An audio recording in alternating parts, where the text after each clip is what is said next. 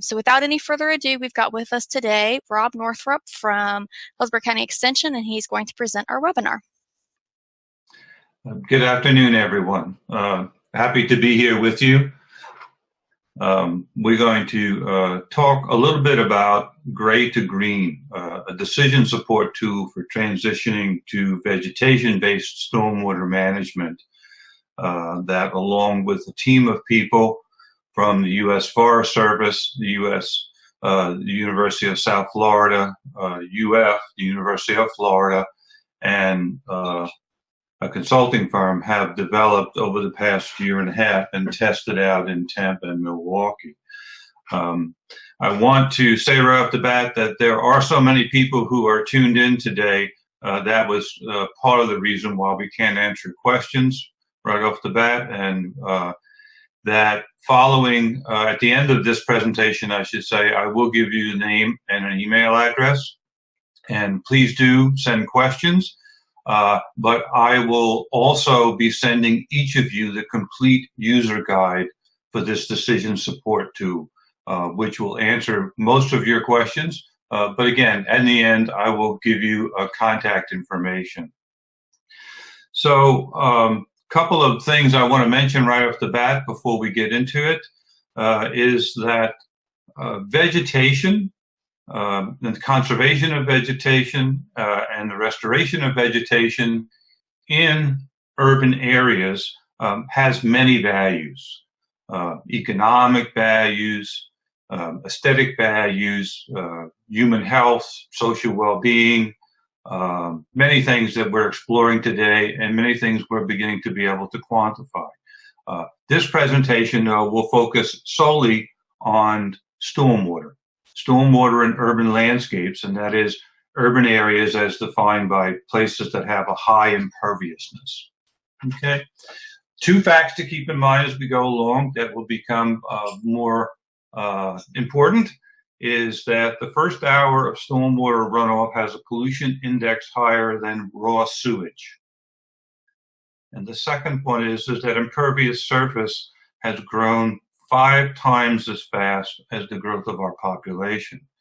And so while we often talk about the growth of populations and the growth of metropolitan regions, the regions themselves, the urban areas, are actually growing at 5 times the rate of the growth of population.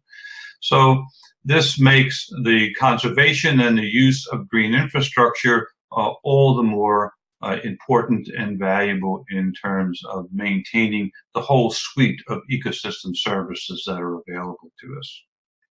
So what is gray to green infrastructure? Well, again, it's a decision support tool. It's GI-based toolkit that also uses Excel that guides users in transitioning from conventional pipe and pond gray stormwater management systems designed to drain, direct, and quickly dispatch and dispose of stormwater to vegetation-based or green stormwater management systems designed to slow and spread and soak and manage stormwater as a valuable resource for people in the environment.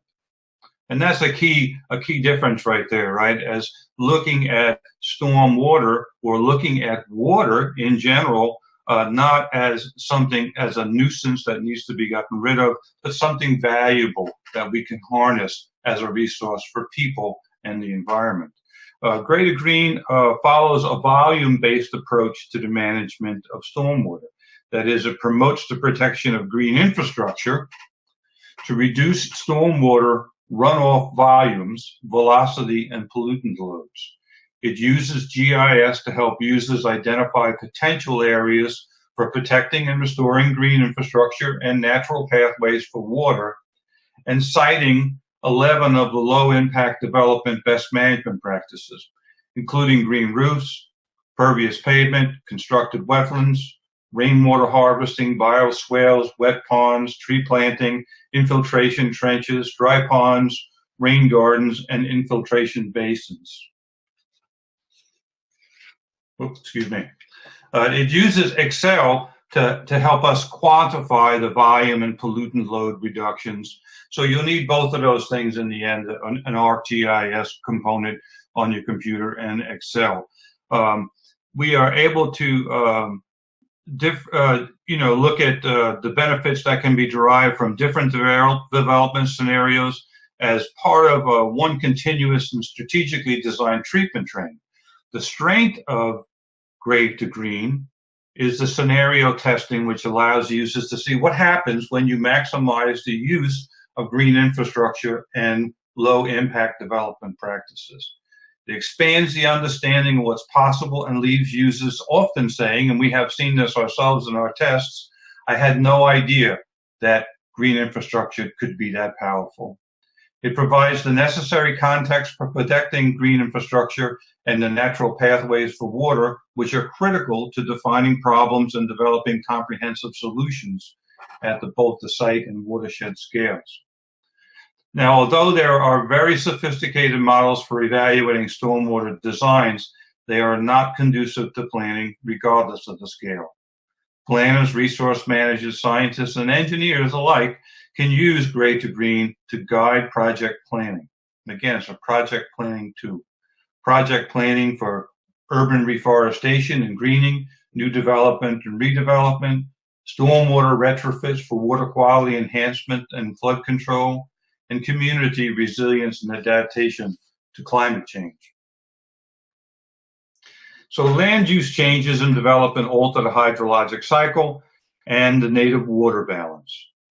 Rainfall continues, but where impervious surfaces have replaced forests and grasslands, a much larger percentage of the rainfall is converted to stormwater runoff. Because more water is in the cycle is diverted as runoff, the volume of runoff increases dramatically, while the volume of groundwater recharge and evapotranspiration decreases.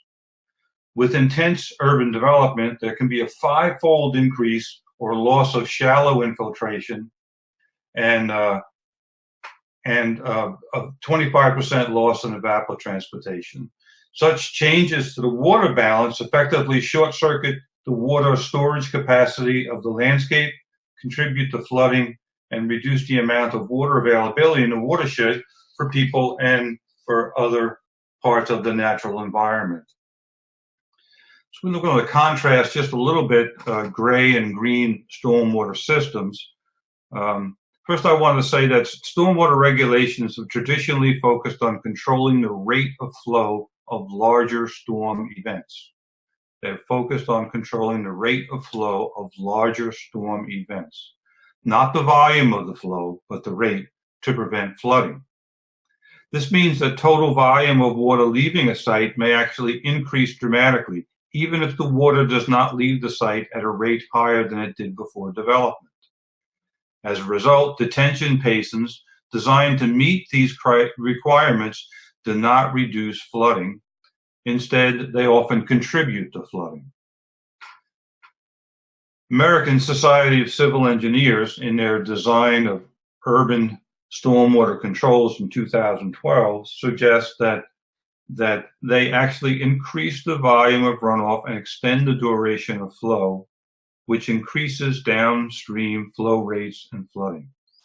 This effect is magnified at the watershed scale, where the combined volume from many sites leads to increased flow rates and water levels. So as a result, flood control, the primary goal of detention systems, is not achieved. This will only become apparent and the problem made worse with increased urbanization, the build-out of watersheds, and the increased frequency of intense storm events throughout the United States. Transitioning conventional pipe and pond designed to drain, direct, and quickly dispatch and dispose of stormwater to vegetation-based systems designed to slow, spread, soak, and manage stormwater's valuable resource for people and environment is essential. The volume-based approach used in Grade to Green to manage stormwater is in contrast to the traditional collect and convey at a controlled rate and flow approach found in most stormwater regulations today. The design goals of Grade to Green are to capture all the runoff from small storms, less than 1.5 inches of precipitation, which comprise 90% or more of the rainfall events in most parts of the United States, and as much runoff as possible from the large storm events. This approach dramatically reduces the volume of water discharged downstream and replicates the native system's response to rainfall. This reduces both pollutant loads and downstream flooding. Captured rainfall is returned to the atmosphere through soil, vegetation, returned to groundwater, and used to meet the needs of people and nature. Excess runoff from larger storms should be released at a rate that can be safely conveyed downstream without causing erosion or receiving waters to overflow. Capturing runoff from early parts of large storms is more effective than controlling the rate of flow at the height of a storm. A volume-based approach that mimics the native system response as promoted in Gray to Green is more effective at reducing the flooding impact of larger storm events than the conventional approach of detention and conveyance. So I want to take a look at a few of the planning principles inherent within this Gray to Green tool, and then we'll look at a couple of examples of how we tested it. So the strategic approach then is, number one, avoid impacts, protect and restore the green infrastructure and the natural pathways for water to maintain the water balance.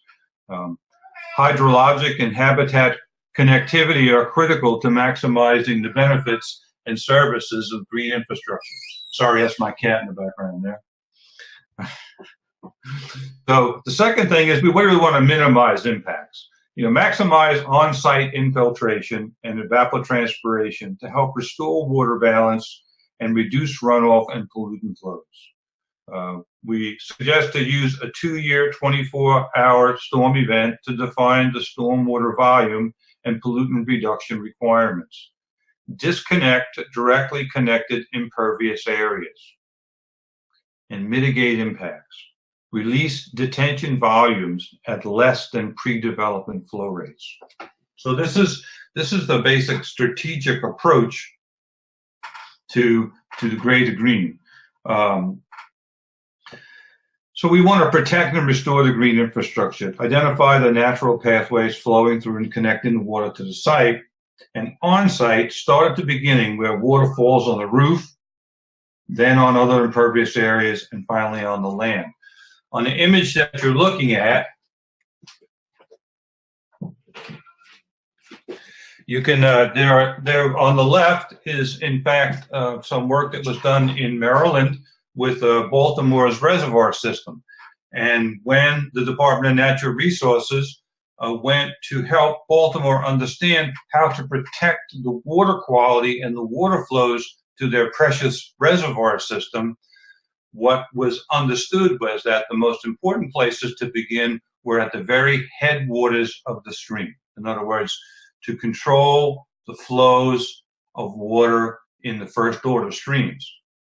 That same idea is then transferred, if you will, from what we've known for years in watershed forestry, transferred to these urban areas where what we want to look at is we want to look at the beginning of the flow. We want to manage this entire flow of water as a system, as a complete system. And so the first place we're going to look at then is where it first hits.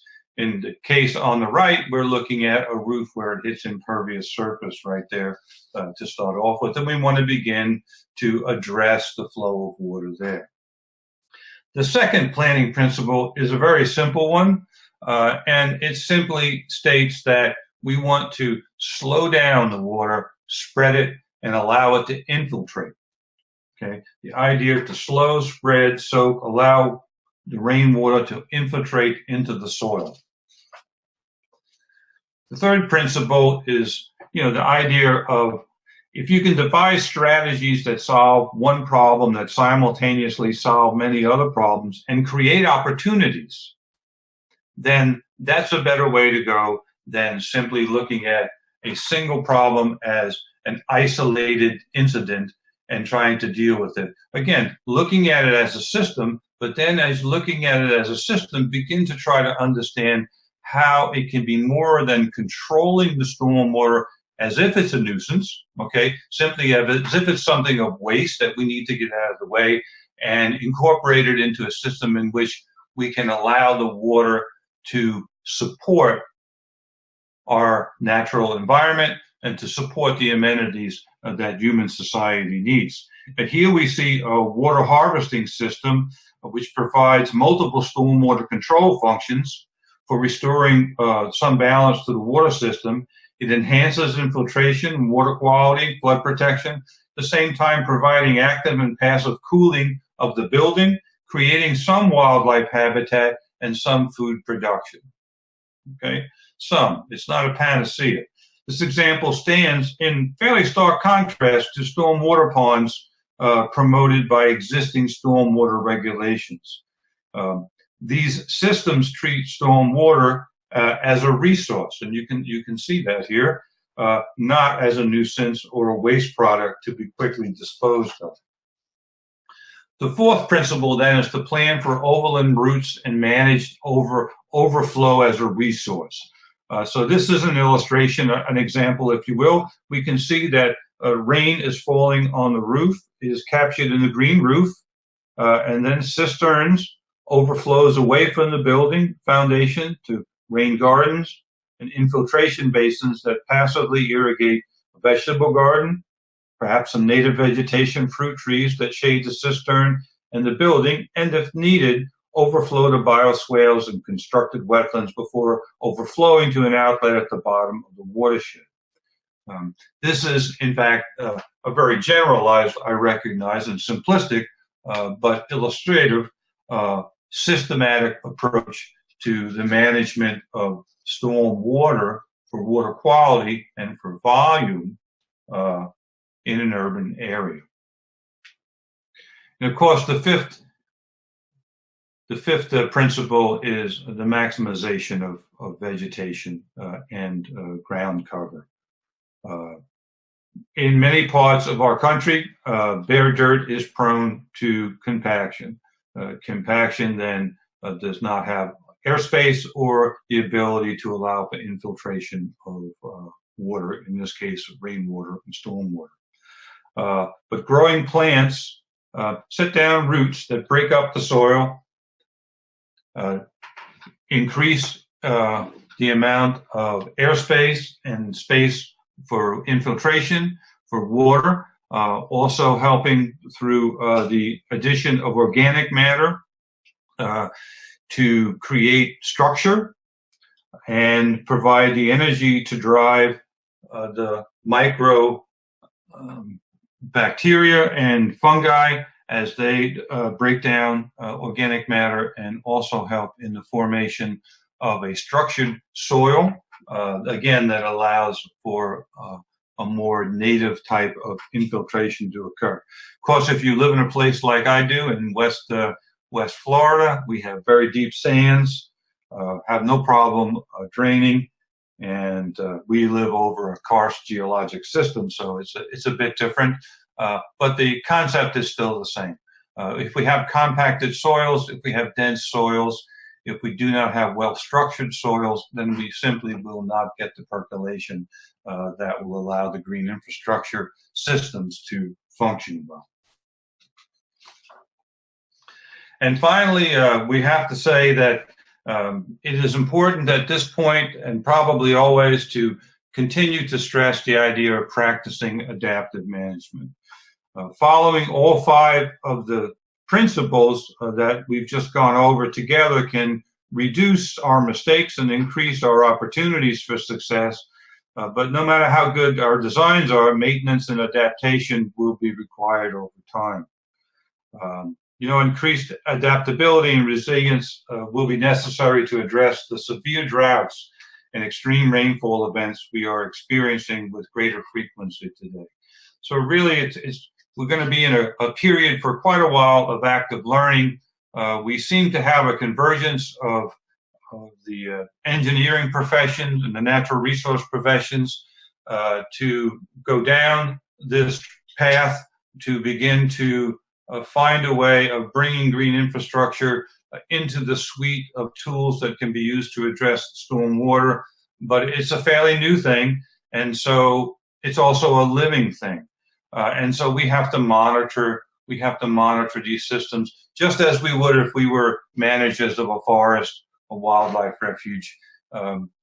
Our living parts of the systems that we're creating are going to change over time and are going to reflect the environment as it changes. So always important to keep that in mind. It's going to be a little bit different for us as we continue to have more conversations between engineering professions and natural resource management professions as we bring these different perspectives and philosophies together. But I think we can all agree that monitoring these management experiments, if you will be very important and necessary and need to be built into whatever system we create in terms of management. So the green to gray tools then, this is the flow chart that represents how the tool moves through to help you.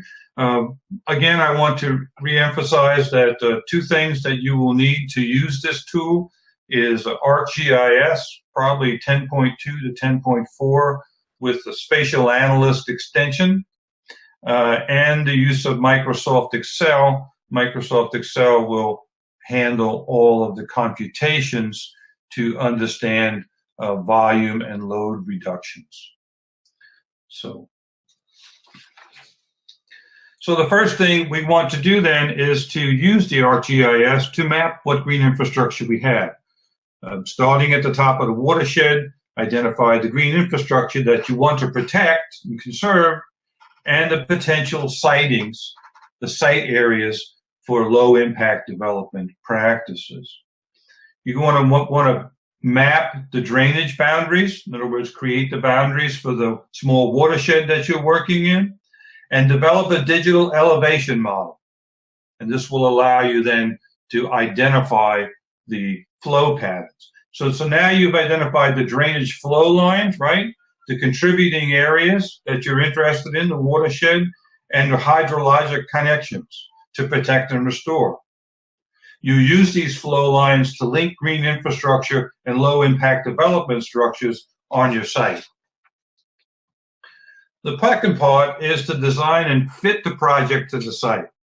So you're going to start by placing the structures and impervious areas on the site.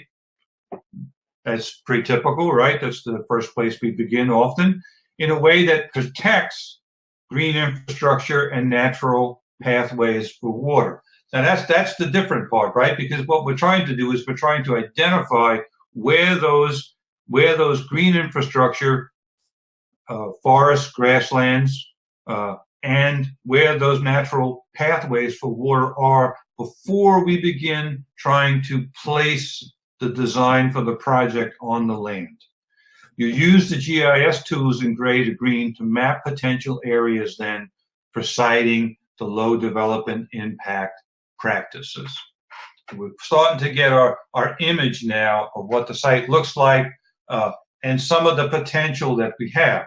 And of course, some of the things we need to think about that are the lot configuration and whether we can cluster, minimizing disturbance, the maintenance that's going to be involved in what we're talking about, reducing and minimizing impervious cover, disconnecting, distributing, and decentralizing stormwater, and source control.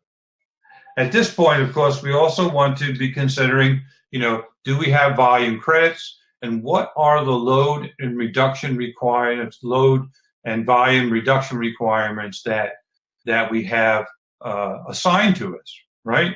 Because often we have to meet some criteria. So the next part then is we've got it spatially laid out, we think, right? Okay. We've identified the siting for the LID practices. Now it's a matter of choosing which suite and placing those LID practices on the ground and exploring their potential to maximize the value. So the goal here then is this is where we're going to be using Excel. So the goal is to capture 100% of the runoff, first from the roofs, then paved areas, and lastly from pervious areas, the land. So We want to select practices to slow, spread, infiltrate rainwater. We want to plan for overland routes and manage that overflow as a resource. We want to maximize vegetation and organic ground cover, including trees and shrubs and deep-rooted grasses, so we can create a living sponge that increases infiltration and evaporation while reducing runoff and erosion. We also want to devise strategies that solve one problem that simultaneously solves many other problems and creates a resource of value. Stacking functions to manage, maximize efficiency and resilience. All of these things, right? And the Excel, what we have, the tools in the Excel can help you begin to do that, can help you begin to see which of the different LID practices to use, how you move them around and fit them on a site, and begin to give you answers to the volume and load reductions that you can expect to achieve. Okay. Again, those LID practices: green roofs, rainwater harvesting, trees, rain gardens, pervious pavement, bioswales, infiltration trenches, infiltration basins, constructed wetlands, and wet and dry ponds. So while you're here, then, what you're going to be doing is using this Excel-based tool to look at different scenarios.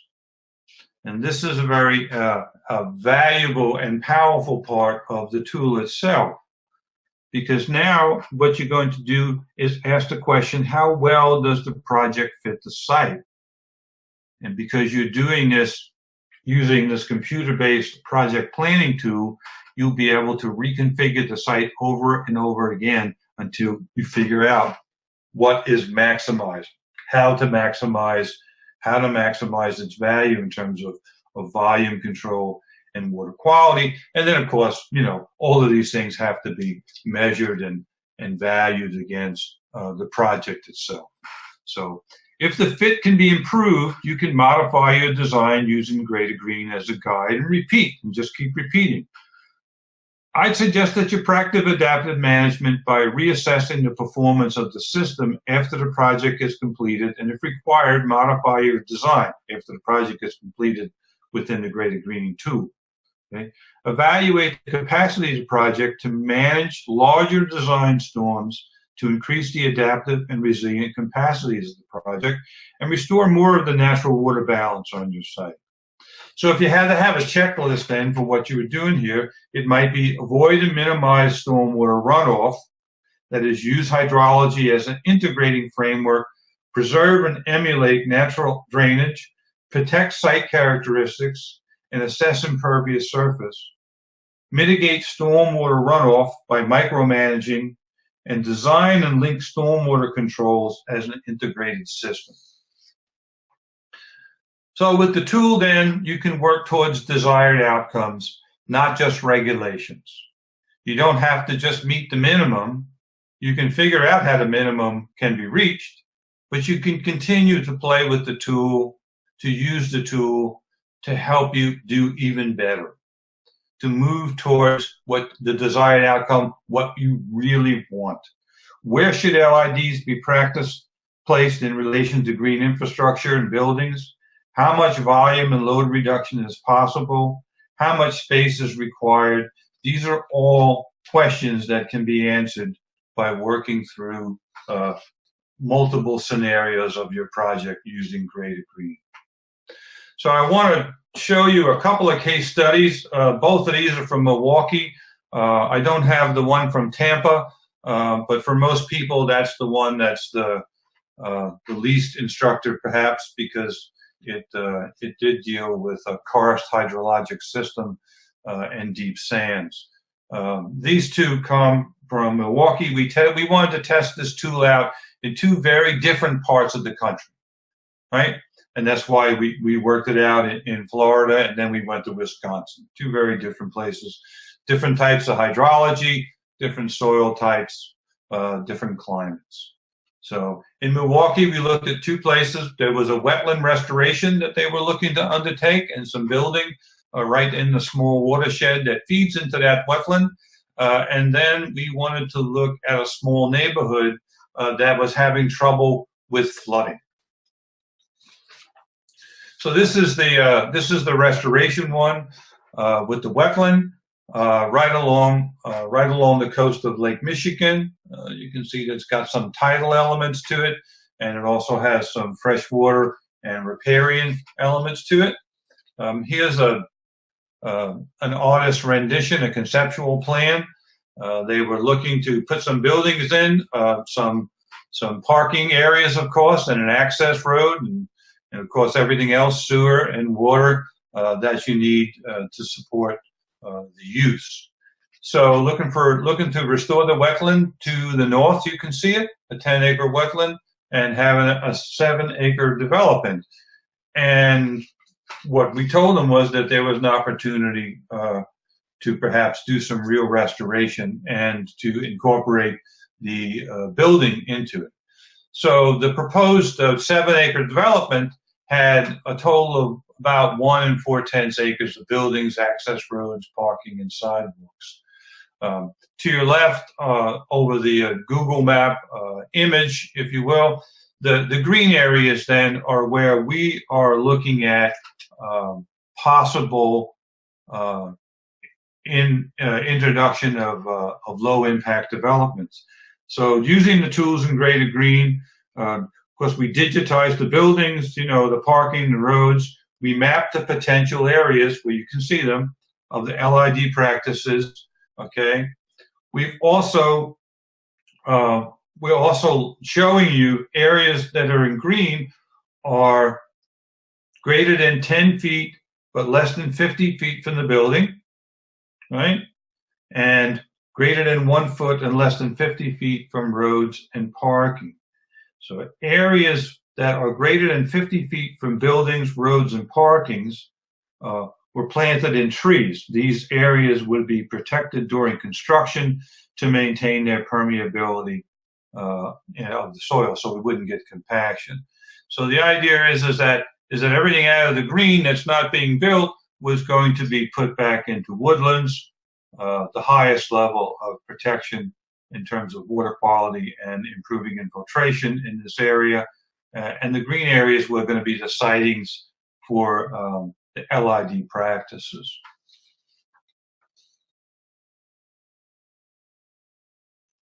So this is what we find when we run it through the scenario testing of Greater Green. This example illustrates the potential for LID practices to capture and slowly reduce runoff even from large storm events.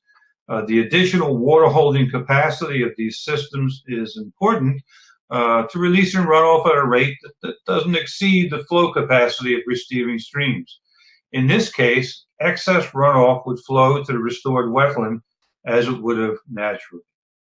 Okay, so we can see that in fact, if you look at these numbers, and by the way, these will be in the user guide when I send it to you. These two particular case studies, you'll see that we're able to actually even manage a higher level storm than the small 1.5-inch storms that we were talking about that make up 90% of the storm events in the United States. The second case study we looked at also in Milwaukee had to do with a neighborhood that had ongoing flooding, flooding in basements and such. They called it the 30th Street corridor. Again, basement flooding, over 4,400 homes in Milwaukee alone. Several homes were destroyed the last time they had major flooding, which was in July of 2010. The northern part of the industrial corridor in the city of Milwaukee was especially impacted. It had $32 million in damages in the private sector alone. So significant flooding impacts are unfortunately not unusual for this area. Numerous factors, including limited storm water, storm sewer system capacity, a lack of defined and continuous overland flow paths, and limited capacity of the receiving system contribute to the flooding problems in this area. So they've had a lot of problems, a lot of issues physically also with the way the place is set up. In this example, we'll focus on the flooded neighborhood outlined in red.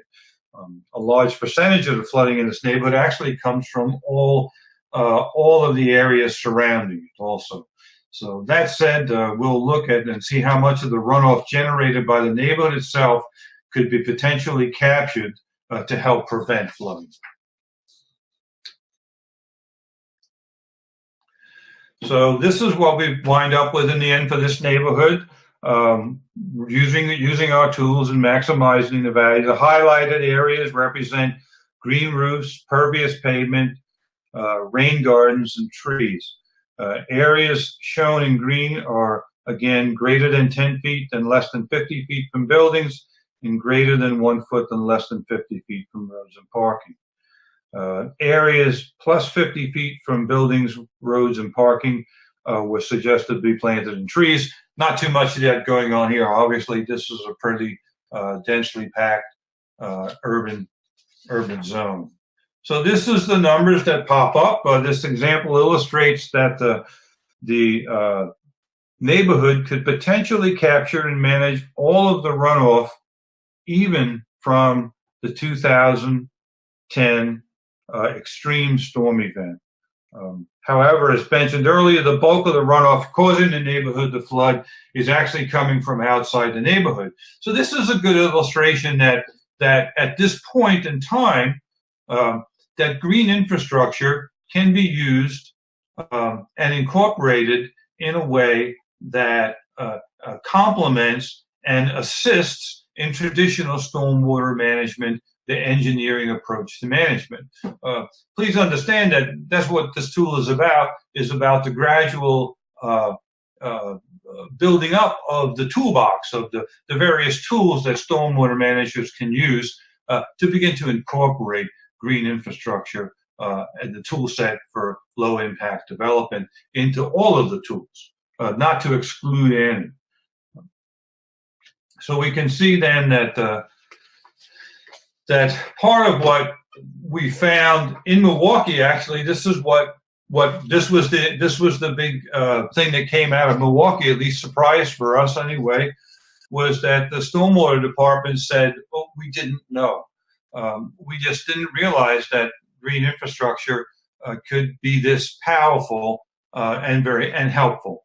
Again, it's not an either-or thing. It's really a synthesis of the two at this point. And so the biggest impediment we found talking to different folks so far is that using the stormwater management practice is that there's just a lack of awareness.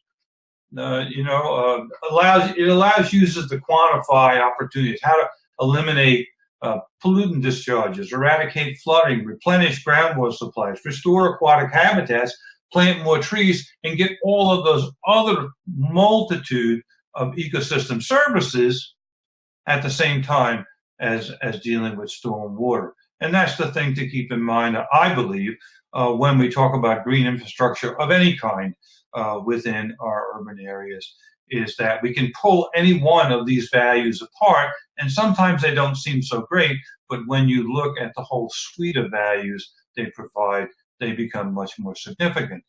In this case, they seem to hold their own pretty well in terms of stormwater. I want to acknowledge the fact that this product, which you receive no later than Friday in the mail, in your email, was the work of stormwater engineers at the University of South Florida, at the Patel College of Global Sustainability, from natural resources, foresters and ecologists from the University of Florida, IFAS, and also with the able assistance of Tom Singleton Consulting, a consulting water engineer. Funding for the project itself was paid for through the U.S. Department of Agriculture, U.S. Forest Service, their National Urban and Community Forestry Challenge Cost Share Grant Program. I'm sorry that I could not answer, there were so many people, I'm sorry I could not answer questions during this presentation.